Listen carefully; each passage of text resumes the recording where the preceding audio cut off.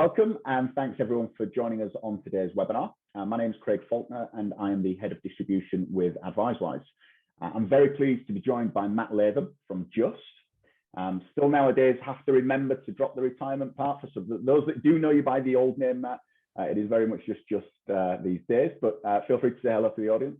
Yeah, hi guys. I hope everyone is well. Perfect, thank you. So really today's going to be centering around the latest innovation from Just. I'm not going to try and give too much away at this stage. Some of you may have come across it in press and on other webinars as well. But ultimately, this is all about being able to tailor your advice to get bespoke outcomes for your clients. The title of the webinar gives a little away in terms of the client is unique, your client is unique, and therefore your advice should be too. And as always with these educational webinars, we're not here to try and tell anybody how they should be advising, how they should do the job, more just to try and share a little bit of best practice and wisdom and hopefully give you some key examples in terms of the importance of just digging a little bit further, understanding that client situation a little bit more, and really centering around the importance of taking that medical information.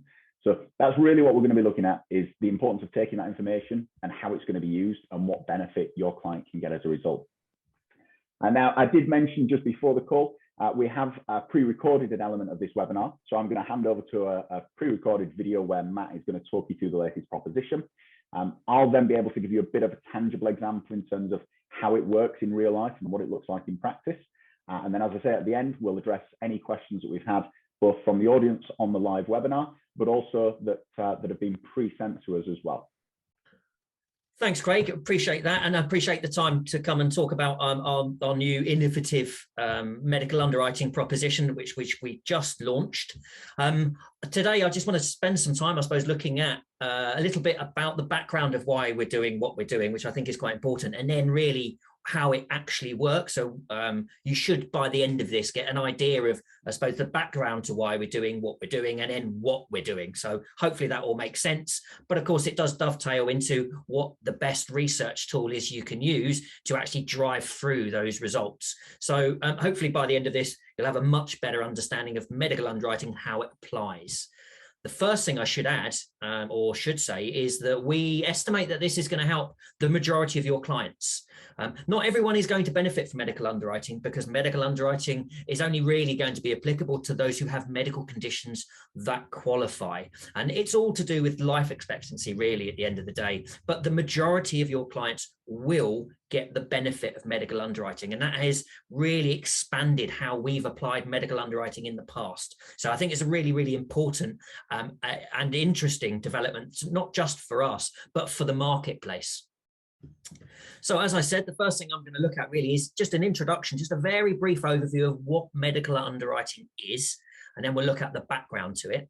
So medical underwriting, as we all know, or lending in the lifetime mortgage market, is typically calculated using age and a property value. Now, by knowing more about the client's health and lifestyle, we might be able to establish a medical age.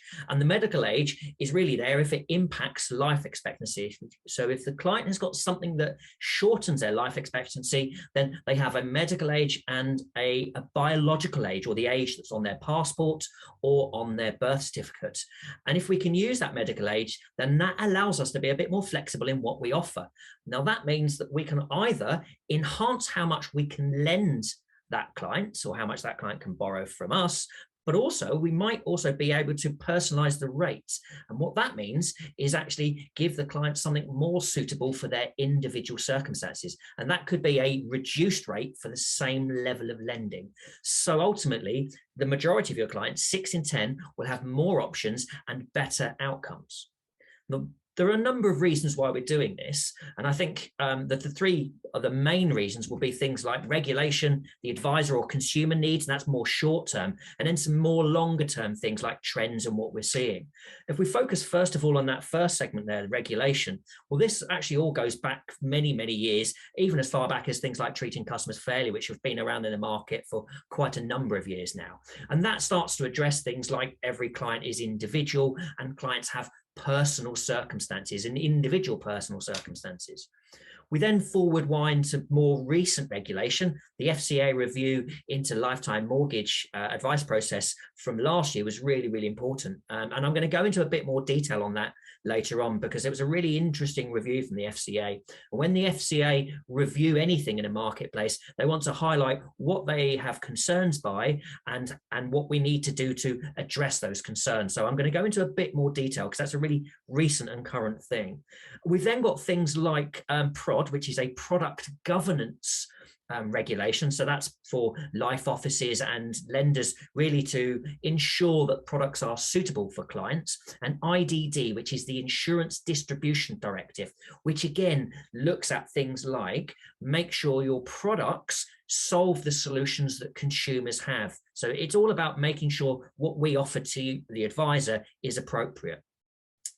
We'll then look at this segment on advisor and consumer needs. And I think this is a really important one. The biggest driver from my point of view would be the pension landscape.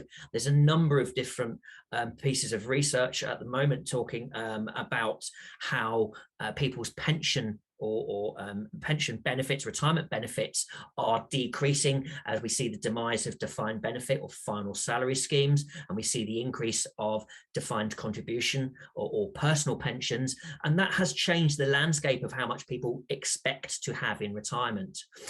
We then see more immediate consumer and advisor needs of things like COVID. Now that has impacted certainly in the short term. From last year, we saw a reduction in people wanting lifestyle lending. So people weren't going on holidays of a lifetime last year. And they're still, they're starting to come back into that market now, but that did seriously reduce. And then we've got the current experience. And I think that's mainly to do with coming out of COVID. We haven't really seen the impact of the economy. We've not really seen the end of COVID yet. We've got some more challenges ahead of us. And then actually, if we park that and we look at sort of more longer term trends, we know the population in the UK is growing. We know that by 2040, the number of over 65s is set to grow by nearly 50%. And the number of over 85s is set to double by 2040. So we can see that the demographic of the UK population is getting older. We can also see more recently housing wealth and how that has increased and continues to increase. Now, whether that continues to increase in the future and for much longer, we don't know, but there's certainly been some research to say there'll be some steady continual growth, certainly in the short to long term. And then I suppose the final thing on trends is consumer debt and customer debt. We know, going back to the pension landscape, that people aren't really getting the retirement income that they expected or that they deserve. And we know also from various different bits of research that people in later life are relying more and more on debt to sustain their lifetime and actually pay for things like the roof over their head and basic lifestyle needs. So they're the three main market drivers that we see. I think fundamentally what fits under all of them will be things like consumer vulnerability. And that's a really, really important part, putting the consumer at the heart of everything you do and making sure those consumers that need help the most are able to get that help. And that is a responsibility of not just the advisor, but actually of life offices or lenders like ourselves. Now, I did say I'd focus a bit more on the FCA review, and that's something that I'll do now. So the FCA did a review last year into lifetime mortgage advice process. If you haven't read that, or if any of you haven't read that yet, I think it's definitely worth reading. It's not the massive review. It should only take, 20 minutes to half an hour. So it's not a really big bit of research. And they came out with three main areas of concern. And the one thing we know about the FCA is that when they do a review into a marketplace, they're basically saying, right, we have some concerns. We're going to tell you how to address those concerns. And actually, if or when we make another review into this marketplace in the future, these are the sorts of things that we'll be looking for. So they're telling us the things that they want to see from us. And if they do another review and they don't see those things, they will start to take more drastic and more stringent action. So this is a warning to us. Now, the three main areas of concern they had, and I'm going to go through now. The first one was insufficient personalization of advice. And by that, I mean, and I'm going to take you through their words on this. And what they said is the reasons why customers consider taking equity release are diverse and reflect different personal circumstances. Advisors must focus on the needs and circumstances of the individual. To give high quality, suitable advice, advisors need to know their customers well and understand circumstances, requirements, and motivations. There's a common theme running through all of that, and it's all about knowing your clients, understanding their needs, and only once you know your clients and understand the needs that you are able to provide the most appropriate individual solutions. Now, as a lender, we think someone's individual circumstances and knowing your client does involve health. And so it is really important to start, if you're not already, is to start asking those health questions.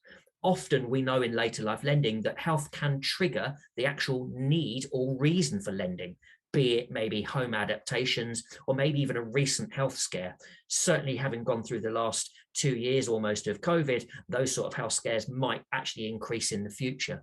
But nonetheless, health is a really important part of knowing your clients well.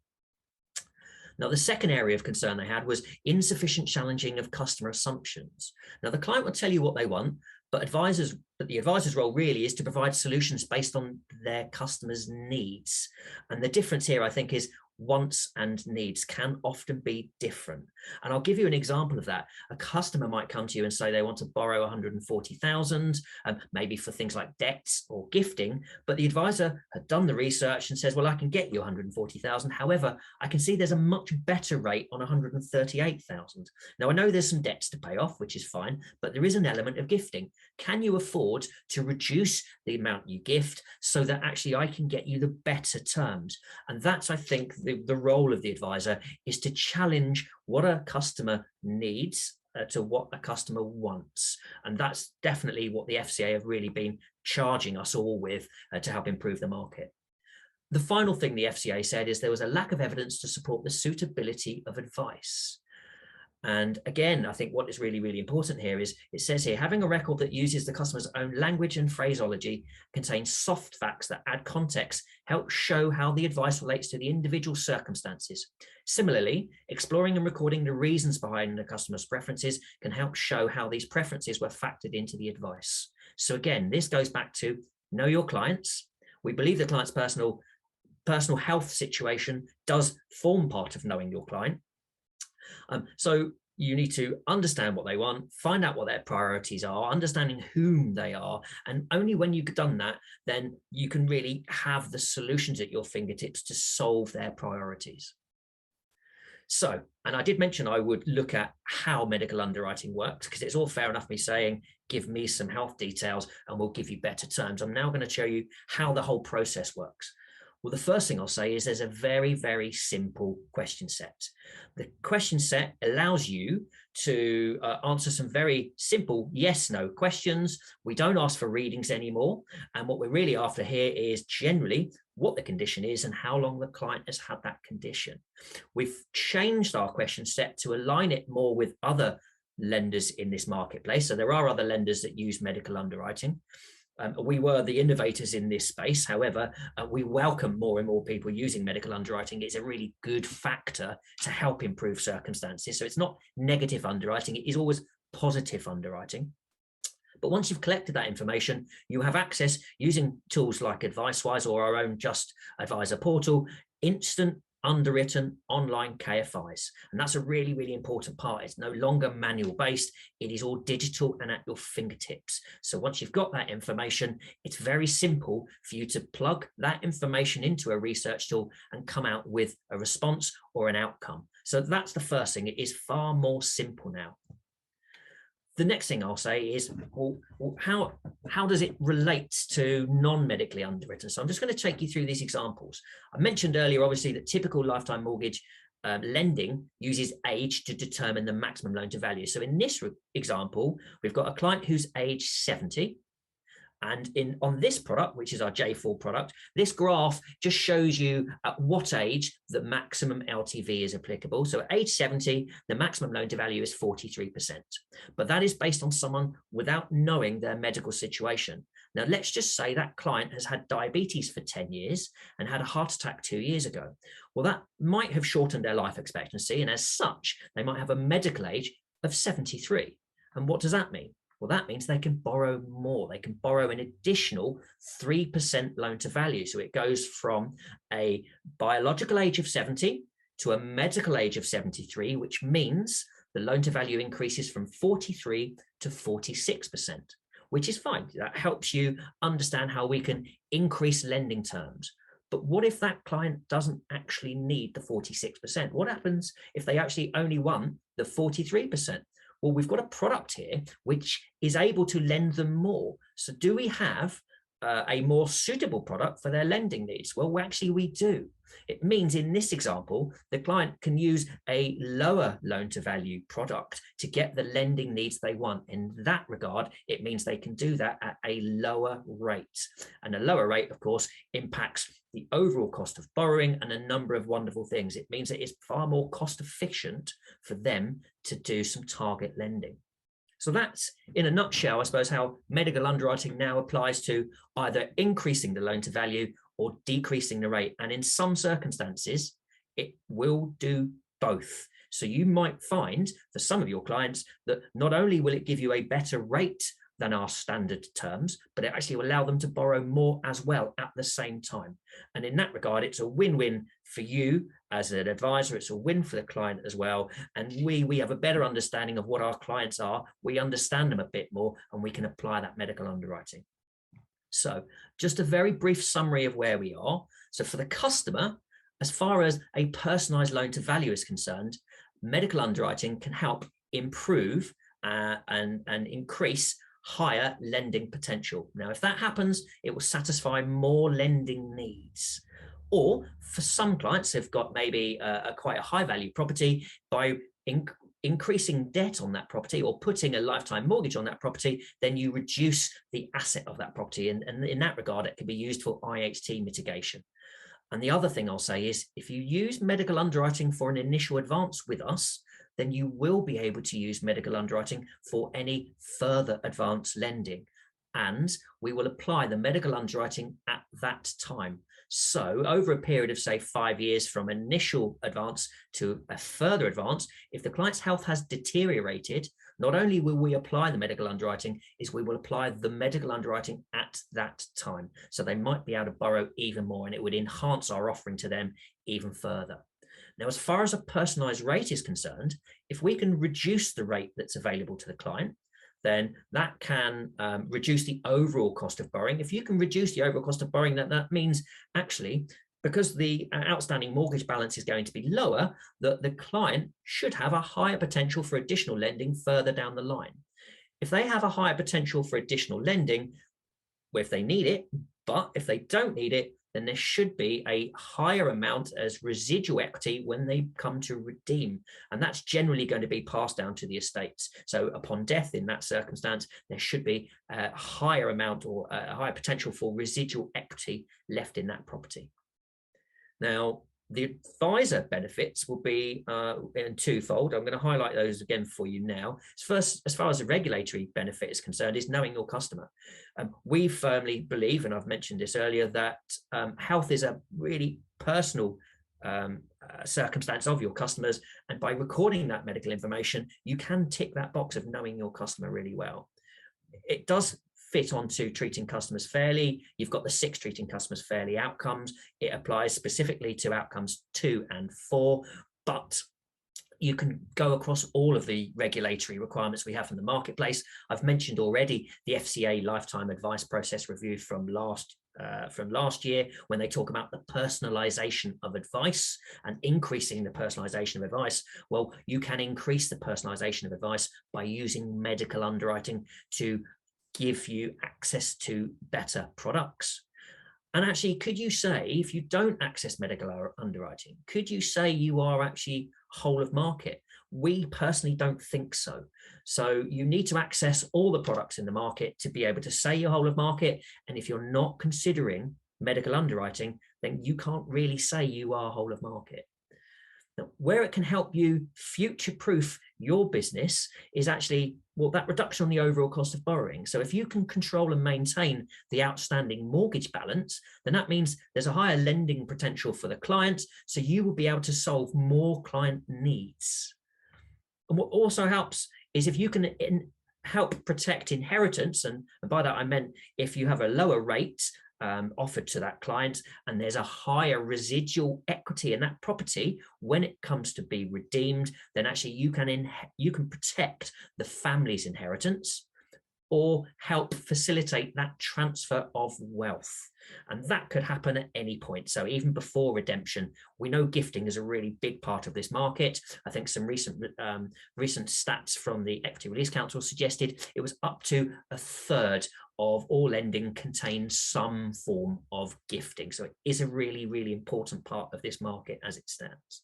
So hopefully that gives you a good understanding of what medical underwriting is, why we're doing what we're doing, and actually what it really means to the customer.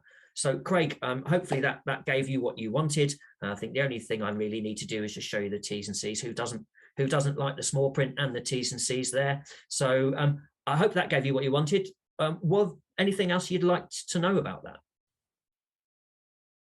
Perfect, thank you, Matt. And hopefully that all played okay for everybody. My apologies, I realised there were a couple of glitches in there where a certain slide kept intruding. The fact that it kept beaming up on screen the importance of taking medical information. We're not trying to give subliminal messages. That was literally just a technical glitch, and please, I'm sure you'll forgive me for that brief intrusion. So yeah, I mean, from our perspective, some thought-provoking stuff. I mean, we mentioned at the beginning, from our perspective, we don't want this to feel like in any way, shape or form, anyone's trying to tell you guys how to advise. You're at the coalface, you know exactly what you're doing. But naturally, we do get this guidance from the FCA. We do feel that by doing these types of webinars, we can share best practice. If you work in a smaller brokerage, or even if you're a sole trader, getting this kind of information is all well and good from the FCA, but interpreting it, putting it into real life can be a struggle at times. For me, definitely a very, very worthwhile development by Just. Taking something that is, I think it's fair to say, more commonplace within the wider retirement market, but maybe not quite as prevalent within lifetime mortgages. I appreciate, as Matt alluded to there, that there are other plans that do take into account medical information. I think, and I can think of a couple of brokers in particular that would probably challenge myself and Matt on the basis of, are you whole of market if you don't consider all those options? And the argument sometimes is, well, so long as you've got a flavour of the market, a good enough selection of the market to justify your whole of market, well, if you're not taking medical information, that is a key corner of the market that you're possibly missing. So certainly from our perspective, we want to encourage everybody to be taking that information. Even if the customer says they don't have any health conditions, it could be something relatively everyday and straightforward, high blood pressure and things like that. It doesn't just have to be severe conditions. So Matt, hats off to yourself and to your team for this much needed innovation. I'm sure there's more and more to come. But yeah, so the summary being, by taking that information and more importantly using it, then you could drive a better outcome for your customer. I think it's fair to say you could gain a competitive advantage over other brokers as well.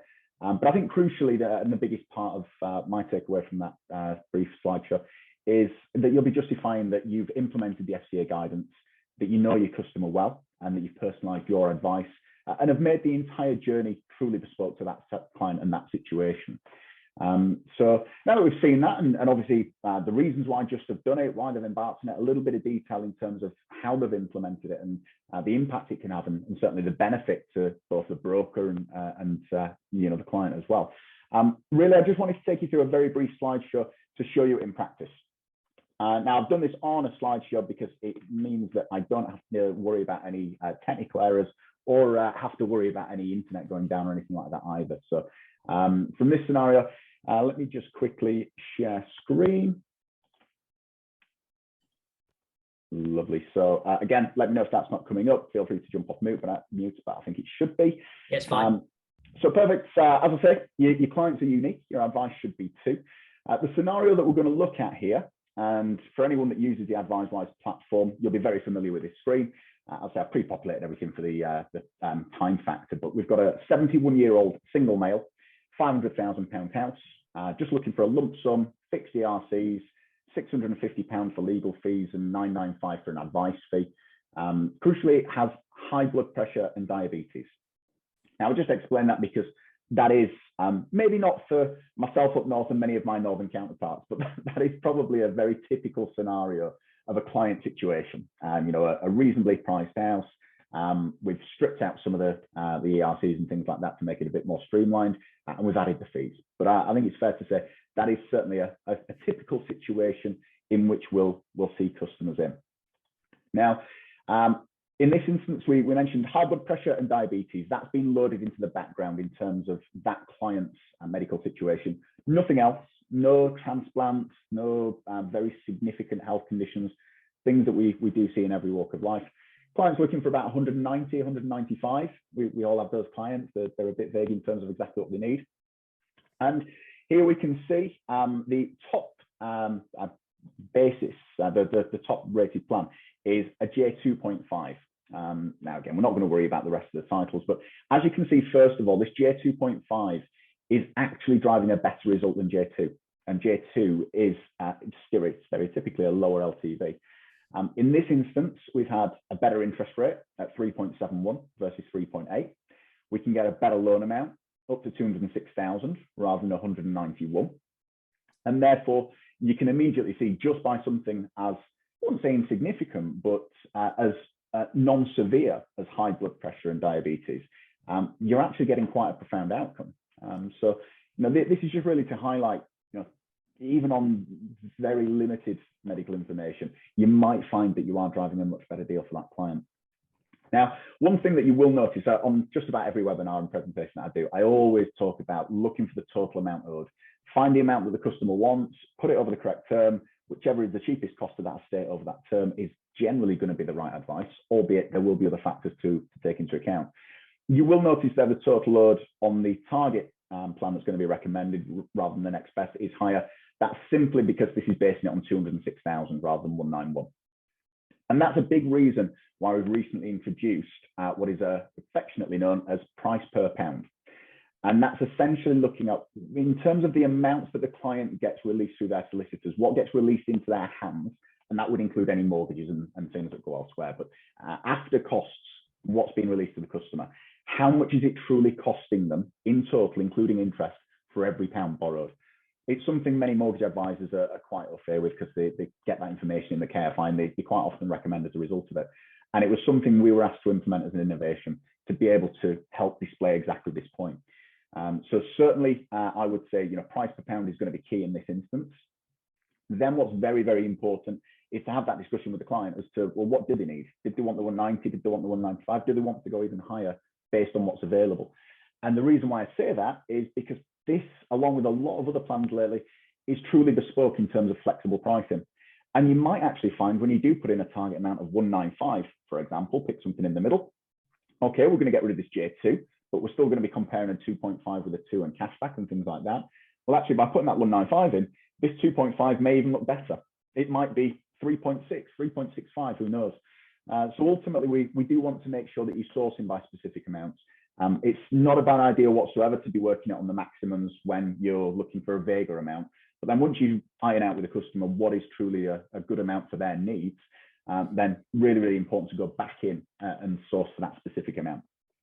So that's as much as I wanted to go through in terms of the actual slideshow. As I said, I don't want to sit here and turn it into a full online demo where I'm taking you through all the system and all the rest of it. We can do that to one side anytime you get in touch with our help desk. But what we did promise is that there would be a brief Q&A. So I've seen some, I've not actually seen the questions themselves, so my apologies. You'll probably see me reading through as we're on screen. But this will give you an opportunity to be able to ask anything on that basis. I realised some of the earlier comments was just with regards to the sound quality, so hopefully it did come through okay during the video and now. Someone did ask, I assume this is the same as was launched on an alternative platform and club a little while ago. You're quite right, yes. So this isn't a different innovation just for AdviseWise. This is very much a just innovation, which is now available throughout all sourcing platforms, all mortgage clubs. Yes, it might be our webinar today, but we've got great friends in the market with some really, really good clubs and platforms out there. So yes, absolutely. If you've seen something of this nature, if you've seen something similar, it is absolutely the same innovation, very much so. And the next one was, so older client has type 1 diabetic, but they will calculate on the lower age with lower age having clear health. I obviously know the answer to this, but I'll let you have the floor for this one, Matt. So Let's just to summarize for the purpose of the webinar, 2 clients, older client has health conditions, lower client does not. Yeah, it's a really, really good question. And thank you for that one, Brian. Let's start from the very beginning. If it's single life, then obviously any health issues, lifestyle or health issues are going to impact the medical underwriting. For joint life cases, if there are health or lifestyle issues for the younger life, it will make a difference. If it's only for the older life, then it might not. If it's both lives, then it should make a difference. So you are right to highlight that, Brian. I think that's where you're alluding to. You are spot on. If it's only relative to the older life, then it might not make a difference at all. The one thing I will just caveat that with, in the example that Craig's just given with just high blood pressure and diabetes, and I'm not trying to demean the severity of that. It's quite an important conditions for people to have. But that's the really typical situation that we see with people of the lifetime mortgage age. We expect to see people with medical conditions. High blood pressure is by far the most common, but actually our underwriting will also look at high body mass index. So people who have a high BMI, which again is a prevalent thing that we see. So if your question, Brian, is about sort of, I suppose, known or more obvious conditions, sometimes there will be some hidden enhancements with a body mass index. So you are right to highlight that. If it's a younger life and there literally is nothing wrong with them, it might not impact the medical underwriting at all. Thanks very much, Matt. And yeah, certainly. And if I did give any impression throughout the webinar, that's not to diminish the severity of what high blood pressure and diabetes and things like that can be. But for those that have filled in the medical information, it does go as far as much more severe health conditions. You know, when we're talking about cancers, Parkinson's, COPD, things like that as well. But yeah, it's certainly highlights the importance of capturing every bit of information, even if it is just based on body mass index. The next comment was actually a statement, and I couldn't agree more. And as an ex-advisor, I used to get this quite a lot. And you're very, very right. Customers are programmed that medical problems will cost them. This saves them money. We have to educate customers. And plaudits to just, it ends with good to see this. I couldn't agree more, Chris. I mean, I think it's a lot of it is signposting and managing those client expectations, because you're quite right.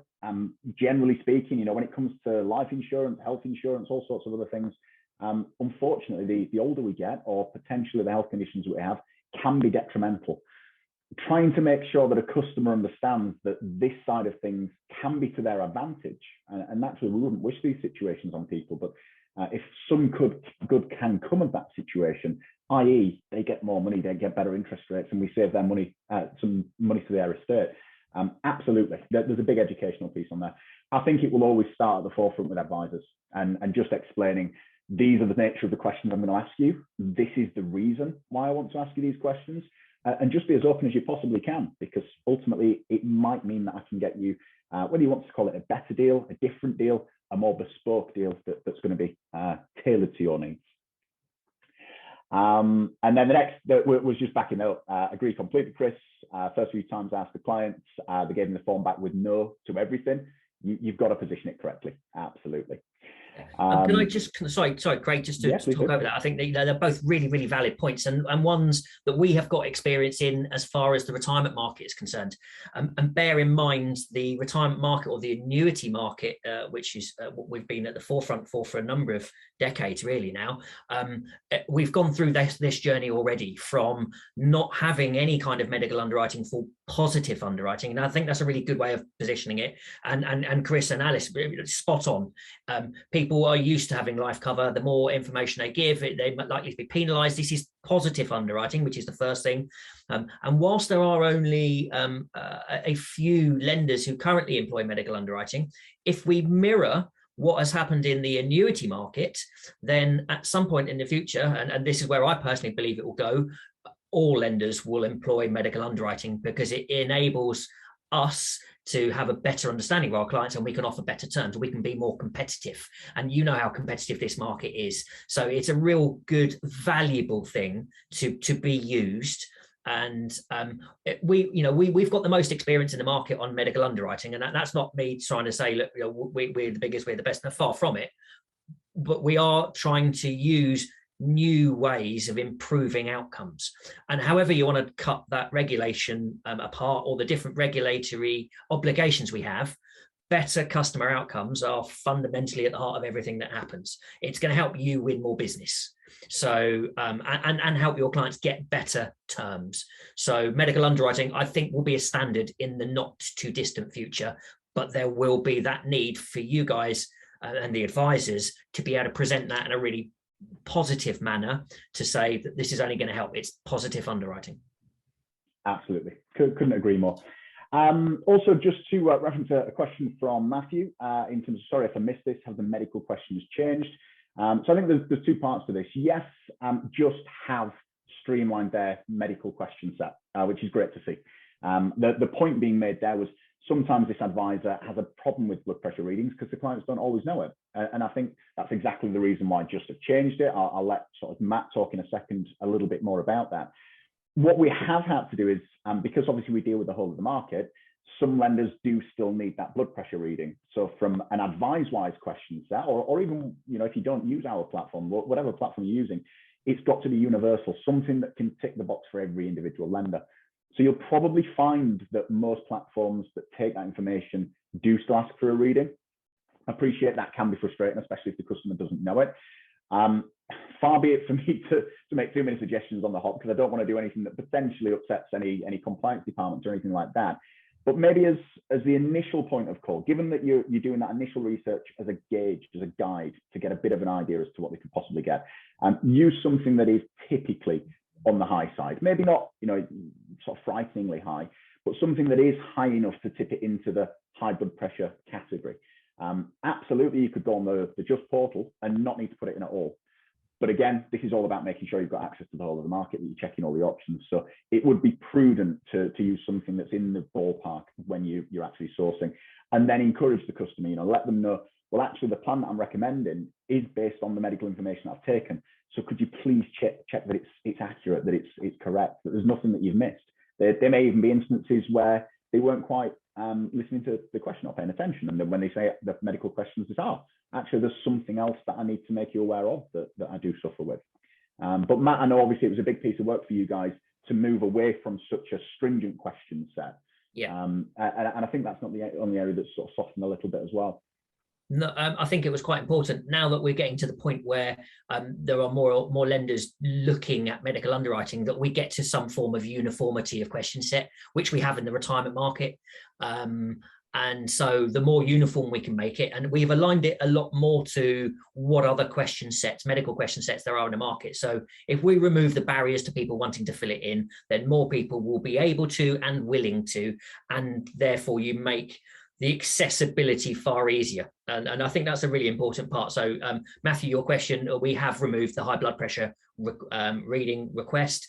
All we really need to know is, and there's 22 questions in all, pretty much yes, no, you don't have to answer anything really, but if it's a condition that the client has, we need to know what the condition is, and we need to know when it was diagnosed. And other than that, apart from some of the heart conditions where we're asking about what remedial work has been done, so things like stents or pacemakers, other than that, that's really simple information. And most clients will know that.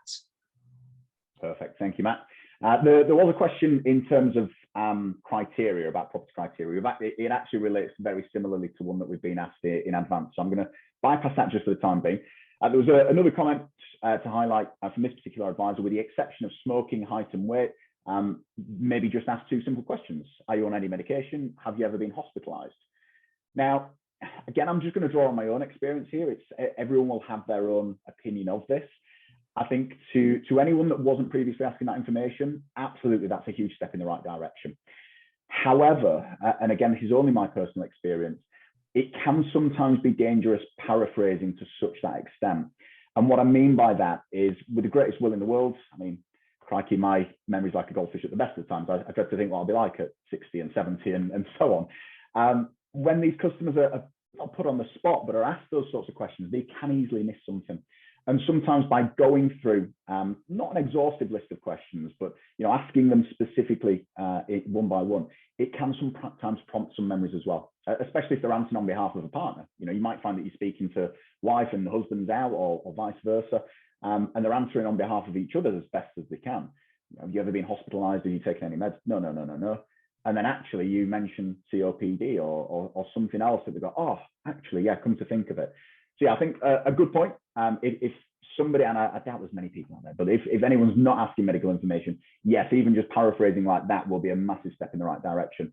But I think so long as time allows and the customer's not pushed and doesn't feel intruded by asking these questions, let's face it, you know, some clients may politely say, I'd rather not give you that information, and that is their prerogative. So long as they understand by not doing so, they are limiting the choice that you can make. They understand that there may be plans that you would recommend that can't be recommended because you simply don't know the answers to those questions.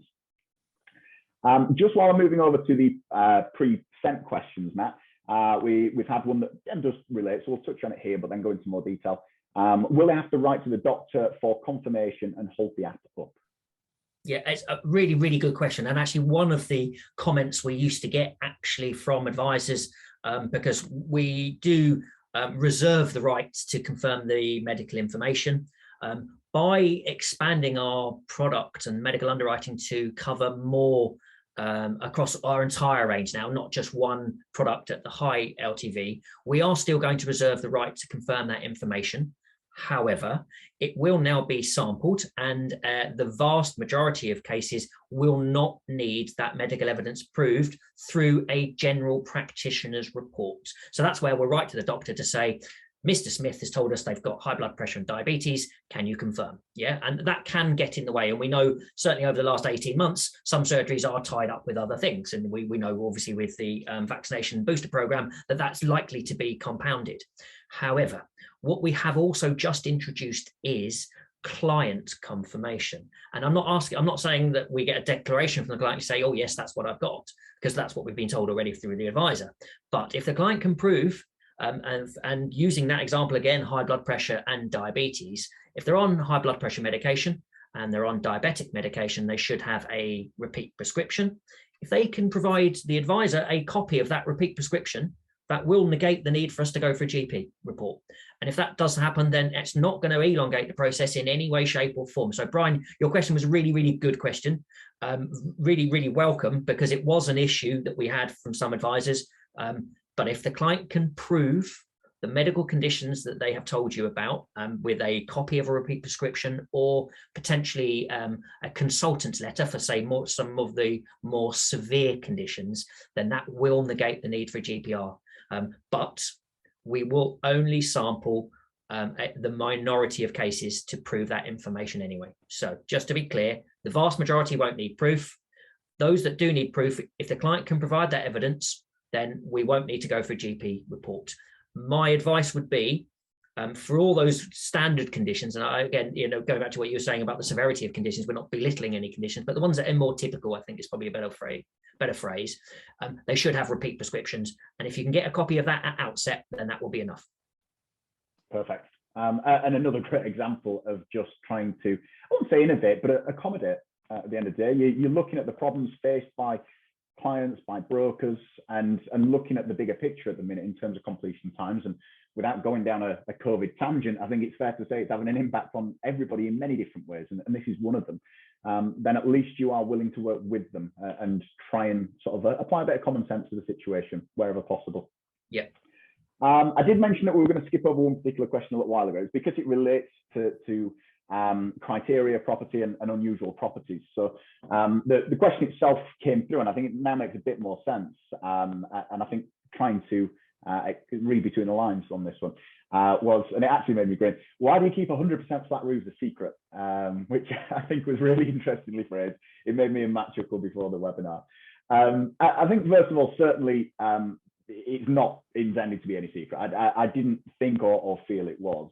But I think reading between the lines, maybe there's an element more in terms of why do you not shout it from the rooftops? Why do you not publicize it a bit more? So I'll cover the first bit and then hand over to Matt. But certainly for me, I wouldn't consider it to be a secret. Certainly not a very well kept one anyway.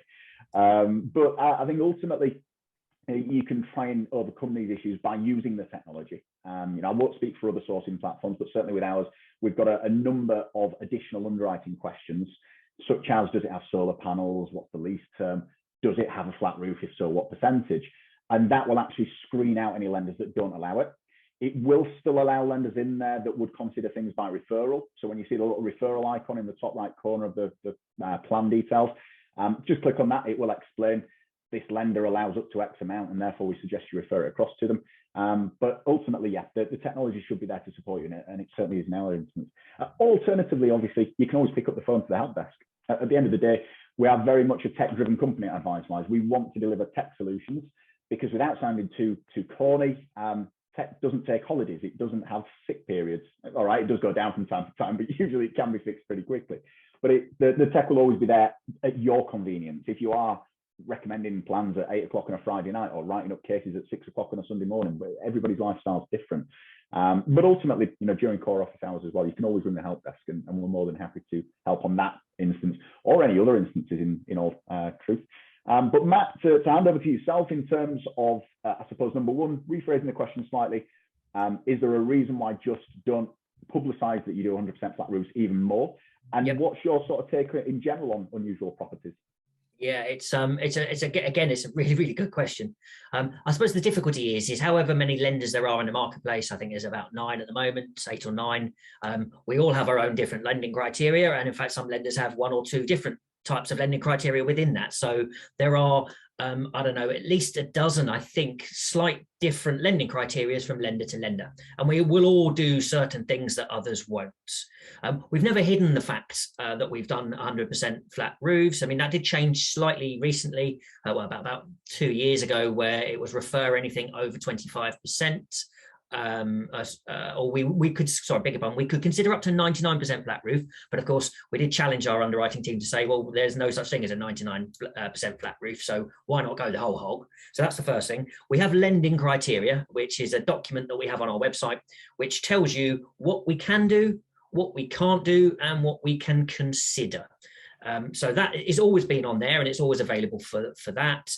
But of course, you'll have to know 11, 12 different of these documents across all the market to have a full understanding. You've made a really good point, Craig, on who knows what and where you can get help and assistance.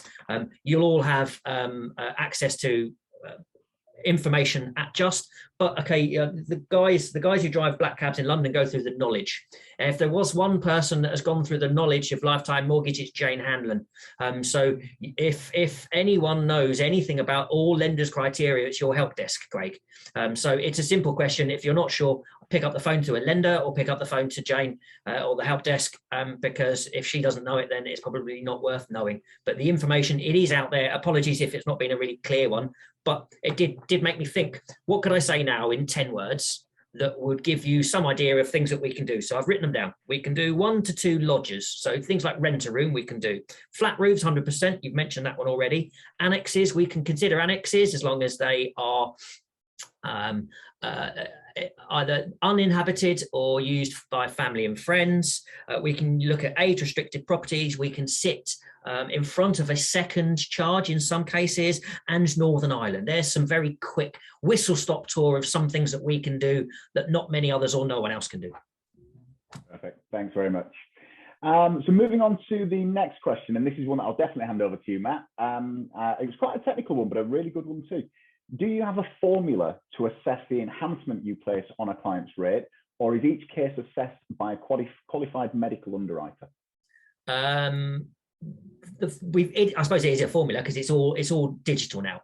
So you find the access route, be it AdviceWise or the Just Advisor portal, you put the medical information in and it will tell you there and then immediately. It's not written, or it's not underwritten by someone specifically. That all of the different permutations have been plumbed in. It's been all calculated. It's now algorithm based, or it's calculated by a sourcing engine on your behalf. So there should be no delay in finding out what the benefit is. It won't ever be manually underwritten. It's all digital now. So hopefully that clears that one up. Yeah, no, absolutely. And I think just to emphasize on that point as well, It's great that we're moving into that era. I mean, don't get me wrong, I'm not going to get all conspiracy theory and the computers are taking over, but ultimately knowing that you're not reliant on a human being at the end of that inquiry, potentially missing something, potentially having a heavy workload and it taking too long, needing it outside of office hours. This is all live, API driven within the platform. So when you put that information through on our platform, the information you see is absolutely correct and up to date, and again, is bespoke to that client's needs. The next one has a few parts to it, so I'll get it all out in one. But how do you want technology to look in the future? Will it improve your volumes, or will it still be on price, whether rate or procuration fees? Yeah. Okay. Technology has to be the way forward, just to help the customer journey and the advisor journey. Yeah, ultimately. Everything should be digital. There should be no manual-based paperwork now. I mean, there still will be in some cases, and of course we know that the face-to-face interaction of the legals and solicitors and the offer process still needs to be manual. But your research should be delivered digitally. The application should be handled digitally. So that's the first thing. That's just a hygiene factor. I would hate to think, although for some people it would be important, but I would think it's going to be the minority of people will place on the convenience of a digital journey over the best solution for the client. So once all lenders have tackled that and actually have a digital proposition that makes a level playing field, then it should all be about customer outcomes. Yeah, we haven't been the quickest to the market with our digital proposition, but we are getting there now. We've got online applications which just gone live. We expect very early doors next year, Craig, to be able to announce through yourselves that we'll be able to apply online with AdviceWise. So we're not just joining the digital age. We're trying to forge a bit of a path ahead of some of our competitors. So if you can get digital KFIs from your portal now. If we can get online applications in the early part Q1 of next year, then that would be another step forward. And that's where we need all lenders to be. I think where we will get a really good development would be to filter out some of the bigger issues potentially, and that will be at quote stage. So maybe some more underwriting involved at quote stage. So things like environmental searches, so coastal erosion, floodplains, things like that. The information's out there. If we can make that more digital, then actually you'll know at stage one, without having to submit an application, that this is either acceptable or not acceptable to a lender.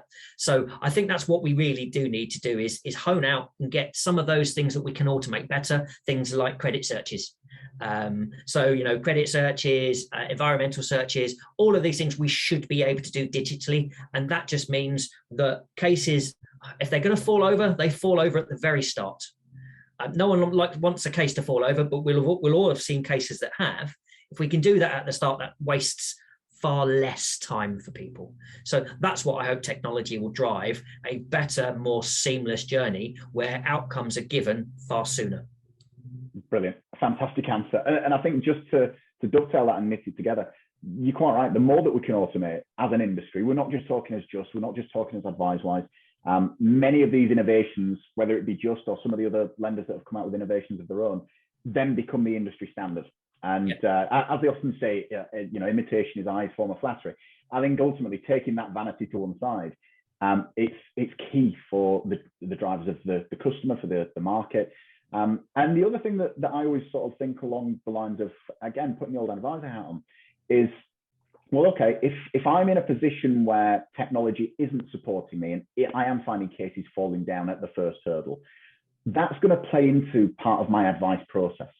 I'm going to be almost fingers burnt by those situations and be asking the next customers, can you tell me this about your house? Can you tell me this about your credit? And so on and so forth. The more that technology can play in avoiding those situations happening, the more I'm going to concentrate on just giving fantastic advice to my customer. And that will then drive the better customer outcomes as well. So I think it's twofold. It's not just about, the customer outcome, the customer journey. It's actually about making sure that your advice is just advice and you're not worrying about, am I going to forget to check something that could cause a problem further down the line? So make it much more concise. The next question, we've got a couple more and then we'll wrap up because I appreciate we are just about approaching the hour. So the first question I'll cover off myself. I think it would be unfair to ask you, Matt. Is there a future for clubs in our sector? Cracky, I hope so. Otherwise, I might be in a bit of trouble. But yeah, jokes aside, I think there'll always be a place for clubs. I mean, I touched on the fact earlier that technology has absolutely got to be key. And we as a tech-driven company want to give tech solutions for every possible situation that we can.